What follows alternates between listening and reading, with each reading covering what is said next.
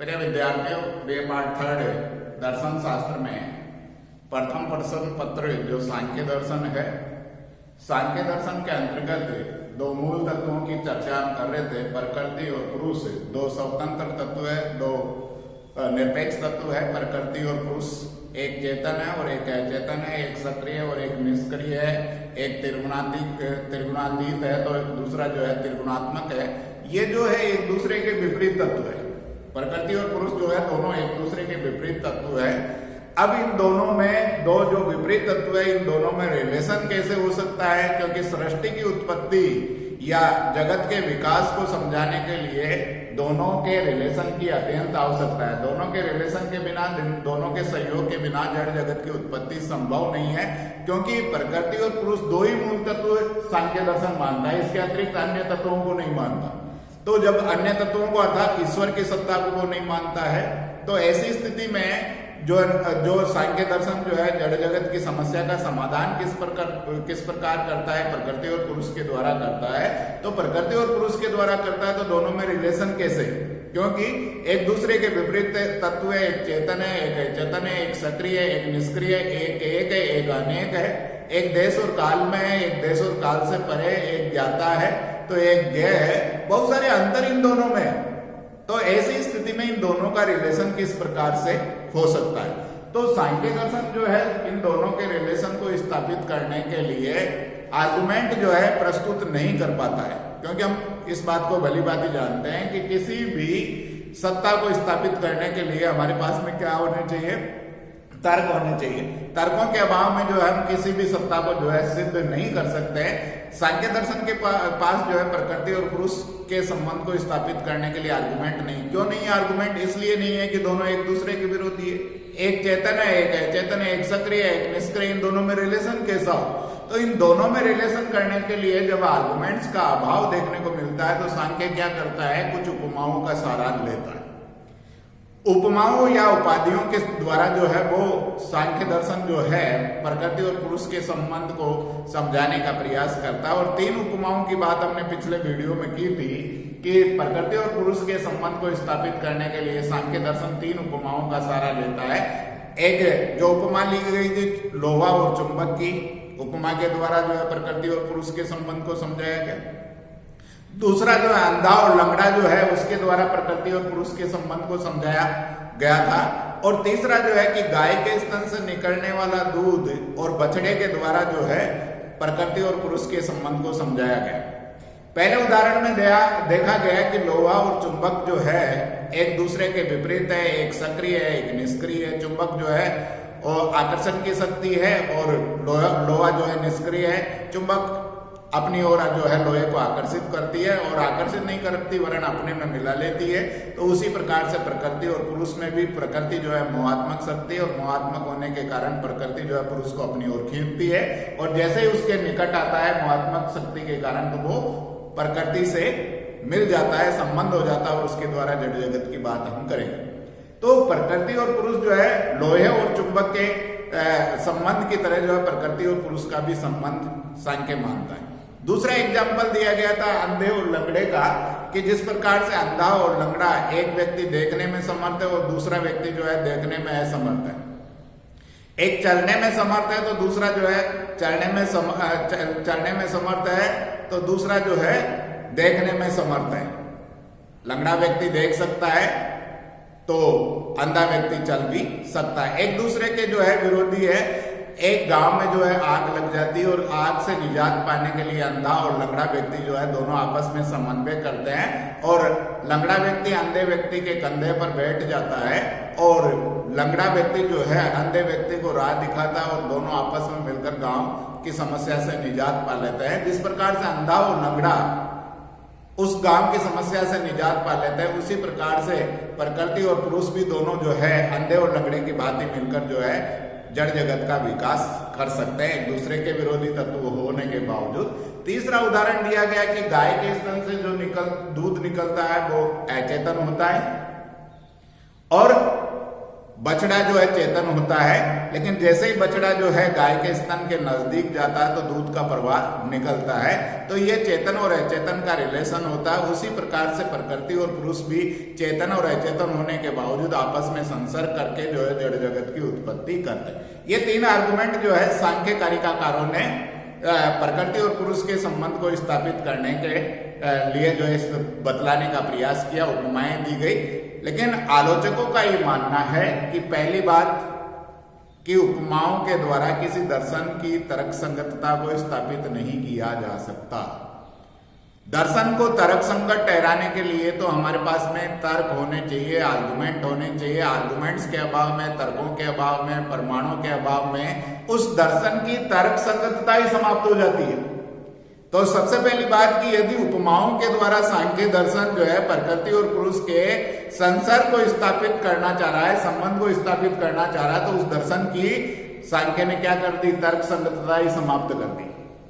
दूसरी बात, पहली बात तो दर्शन की तर्क संगतता जो है उपमाओं को लेने के साथ ही क्या हो गई? समाप्त हो गई। दूसरी बात, जो उपमाएं ली गई, जो तीन उपमाएं ली गई, वो भी प्रकृति और पुरुष के अनुरूप नहीं है।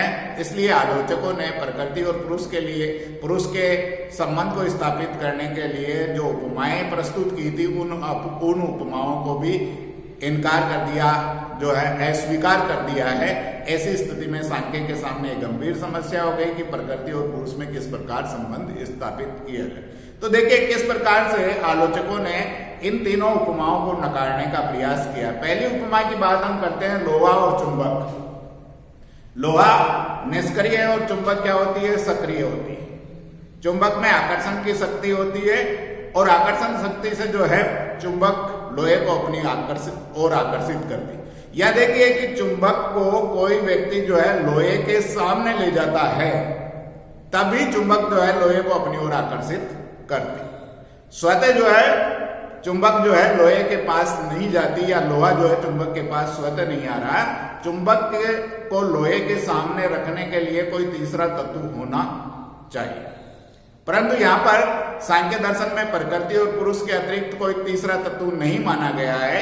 ऐसी स्थिति में प्रकृति और पुरुष में संसर्ग कैसे हो सकता है? चेतन और अचेतन में संसर्ग कैसे हो सकता है? क्योंकि दोनों के संबंध के लिए तो कोई तीसरा ही तत्व चाहिए। दूसरी बात जो है एक महत्वपूर्ण आलोचना के रूप में हम देखेंगे कि लोहा और चुंबक दोनों ही अचेतन है। लोहा और चुंबक जो है दोनों ही अचेतन है, जबकि प्रकृति और पुरुष एक चेतन है और एक अचेतन है। प्रकृति अचेतन है और पुरुष क्या है? चेतन है। तो जब प्रकृति जो है अचेतन और पुरुष चेतन है, तो जो उसके लिए उपमाएं दी गई थी, वो उपमाएं भी कैसी होनी चाहिए थी? एक चेतन और अचेतन का उदाहरण होना चाहिए था। परंतु सांख्य ने तो दोनों अचेतन उदाहरण प्रस्तुत करके जो है दोनों में रिलेशन स्थापित करने का प्रयास किया, जो कि तर्क संगत नहीं है। कम से कम उपमाएं जो होनी चाहिए वो तो एक जैसी होनी चाहिए कि या तो चेतन होनी चाहिए या अचेतन होनी चाहिए, या दोनों अचेतन उदाहरण प्रस्तुत किए गए। लोहा भी अचेतन होता है और चुंबक भी अचेतन होती है, जबकि प्रकृति जो है अचेतन है, परंतु पुरुष क्या है? चेतन है। तो दोनों का रिलेशन जो है प्रकृति चेतन और अचेतन का होना चाहिए। लेकिन उदाहरण जो दिया गया, उपमा जो दी गई, अचेतन वस्तुओं की दी गई, जो कि तार्किक नहीं है। इसलिए पहली बात कि उपमाओं के द्वारा किसी दर्शन की तर्क संगतता ही समाप्त हो जाती है, किसी दर्शन को जो है स्थापित नहीं किया जा सकता। दूसरी बात, जो उपमाएं दी गई वो भी प्रकृति और पुरुष के अनुरूप नहीं दी गई। दूसरा आर्गुमेंट दिया गया अंधे और लंगड़े का उदाहरण। अंधे और लंगड़े के उदाहरण में हमने देखा कि अंधा भी चेतन तत्व है और लंगड़ा भी चेतन तत्व है। अंधा और लंगड़ा दोनों ही चेतन है, जबकि प्रकृति और पुरुष में हम देख रहे हैं कि प्रकृति जो है अचेतन और पुरुष चेतन है। तो अंधा और लंगड़ा की बातें जो है प्रकृति और पुरुष की भी तुलना नहीं की जा सकती, क्योंकि चेतन और अचेतन की तुलना करनी है। जबकि हम तुलना किसकी कर रहे हैं? केवल दो चेतन वस्तुओं की। तो चेतन वस्तुएं तो आपस में क्या कर सकती है? संयोग कर सकती है, संसर्ग कर सकती है। लेकिन अचेतन और चेतन का संबंध कैसा हो, इन दोनों के रिलेशन को समझाना संभव नहीं। दूसरी बात कि अंधे और लंगड़े दोनों का प्रयोजन क्या है? उस गांव से निजात पाना, आग को पार पाना, कि आग लग गई इसलिए उस गांव को छोड़कर जो है दूसरे गांव में जाना है। लेकिन यहाँ जो है एक ही व्यक्ति का पर्पज है, एक ही जो है तत्व का पर्पज है कि पुरुष जो है मोक्ष की प्राप्ति करना चाहता है, परंतु प्रकृति का कोई लक्ष्य नहीं, कोई उद्देश्य नहीं। जब एक ही लक्ष्य है, एक ही तत्व का लक्ष्य है, तो ऐसी स्थिति में दोनों संसर्ग क्यों करेंगे? प्रकृति और पुरुष दोनों का कोई उद्देश्य होगा तभी तो संसर्ग करेंगे, लेकिन अचेतन प्रकृति का तो कोई उद्देश्य होता ही नहीं है, क्योंकि उद्देश्य किसका होता है? उद्देश्य तो चेतन वस्तुओं का होता है। तो ऐसी स्थिति में चेतन और अचेतन के उदाहरण के द्वारा हम प्रकृति और पुरुष के रिलेशन को स्थापित कर सकते थे, लेकिन सांख्य जो है चेतन वस्तुओं के उदाहरण के द्वारा या तो प्रकृति और पुरुष के संबंध को समझाने का प्रयास कर रहा है, या दोनों ही अचेतन वस्तुओं के द्वारा जो है प्रकृति और पुरुष के संबंध को स्थापित करने का प्रयास करता है। तो आलोचक जो है इसकी जो उपमाएं दी गई उनको नकारने का प्रयास किया। तीसरी जो उपमा जो है प्रकृति और पुरुष के संसर्ग को स्थापित करने के लिए प्रस्तुत की गई है, वो है गाय के स्तन से निकलने वाला दूध और बछड़ा। कि गाय के स्तन से जो दूध निकलता है वो है चेतन है, और बछड़ा क्या है? चेतन है। गाय क्या मानी जाती है? चेतन मानी जाती है। यदि हम दूध की बात करें तो दूध जो है अचेतन है, वो बछड़े के लिए प्रभावित हो रहा है। गाय चेतन है और चेतन होने के कारण बछड़े के प्रति गाय का ममतत्व का भाव है, मातृत्व का भाव है, और मातृत्व का भाव होने के कारण, ममतत्व का भाव होने के कारण दूध का प्रवाह किसके लिए निकल रहा है? बछड़े के लिए निकल रहा है। यह चेतन और अचेतन के संसर्ग के कारण दूध का प्रवाह नहीं निकल रहा है। दूध का प्रवाह किसके कारण निकल रहा है? अपने बछड़े के प्रति गाय का जो ममतत्व का भाव है या जो है मातृत्व का भाव देखने को मिलता है, उसके कारण जो है दूध का प्रवाह निकलता है। तो यह चेतन और अचेतन का नहीं है, वर्ण जो है मातृत्व के भाव के कारण ऐसा हो रहा है। परंतु सांख्य दार्शनिक जो है चेतन और अचेतन का रिलेशन स्थापित करके प्रकृति और पुरुष के संबंध को समझाने का प्रयास करते हैं। यदि गाय के बछड़े के स्थान पर दूसरे पशु के जो है बच्चे को वहां पर जो है ले जाया जाएगा, तो गाय के दूध से, गाय के स्तन से दूध का प्रवाह नहीं निकलेगा, क्योंकि उसके प्रति उसका ममतत्व का भाव नहीं है, मातृत्व का भाव नहीं है। तो यहाँ पर हम प्राय देख रहे हैं कि जो उपमाओं का सारा सांख्य दर्शन करना चाह रहा है, उसके द्वारा जो उपमाएं दी गई, चाहे वो अंधे और लंगड़े की दी गई, चाहे जो है लोहा और चुंबक की उपमा के द्वारा जो है दोनों के रिलेशन की बात की गई, या गाय के स्तन से निकलने वाला दूध और बछड़े की बात की गई, तीनों ही उपमाएं जो है प्रासंगिक है, प्रकृति और पुरुष के अनुरूप नहीं है। इसलिए आलोचकों ने तीनों उपमाओं को नकार दिया। साथ ही यह बतलाने का भी प्रयास किया कि उपमाओं के द्वारा किसी दर्शन की सत्ता को हम सिद्ध नहीं किया जा सकता। जब भी उपमाएं ली जाती है तब दर्शन की तर्क संगतता समाप्त हो जाती है, क्योंकि उपमाएं कब ली जाती है? जब हमारे पास में तर्क नहीं होता। तो दर्शन जो है तार्किक होता है, और ऐसी स्थिति में जो है यह समस्या जो है गंभीर समस्या बन गई। और गंभीर समस्या क्यों बनी है? क्योंकि सांख्य दर्शन दो ही तत्वों को, द्वैतवादी जो कह रहा है दो ही तत्वों की सत्ता को मानता है। यदि तीसरे तत्व को मान लिया जाए तो इन दोनों का रिलेशन हो सकता है, परंतु सांख्य जो है केवल दो तत्वों को मानने के कारण यह समस्या उसकी एक गंभीर समस्या बन गई, जिसका समाधान सांख्य जो है नहीं कर पाता, और इसी के कारण जो है उसकी आलोचना निरंतर बनी रहती है। आगे चलकर हम बात करेंगे योग दर्शन में। योग दर्शन इस बात से भली भांति परिचित था कि प्रकृति और पुरुष के संबंध को स्वतः जो है स्थापित नहीं किया जा सकता, इसलिए दोनों के रिलेशन को स्थापित करने के लिए वहां ईश्वर की सत्ता को स्वीकार किया गया। तो सांख्य दर्शन जो है ईश्वर की सत्ता को न मानकर जो है प्रकृति और पुरुष के द्वारा जो है सृष्टि की उत्पत्ति की बात करता है, परंतु सृष्टि की उत्पत्ति के लिए उन दोनों का संसर्ग होना जरूरी है, और संसर्ग के अभाव में जो है सृष्टि की उत्पत्ति संभव नहीं है। तो सांख्य के सामने एक गंभीर समस्या हो गई कि सृष्टि की उत्पत्ति कैसे की जाए, क्योंकि दार्शनिक कौन है जो सृष्टि की उत्पत्ति की समस्या का समाधान करे।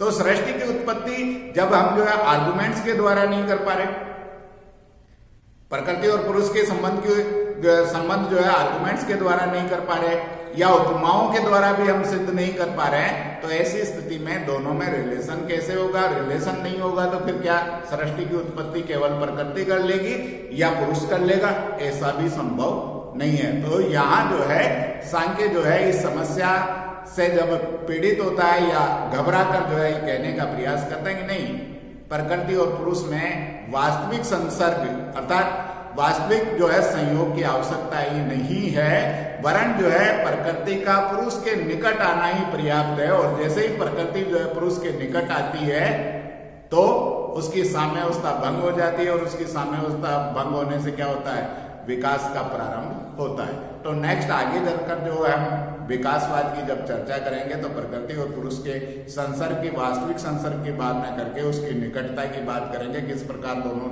निकट आएंगे और उससे संसर्ग होगा, और संसर्ग से किस प्रकार से जो है सृष्टि के विकारों की उत्पत्ति मानी जाएगी, उसके संदर्भ में चर्चा करेंगे। धन्यवाद।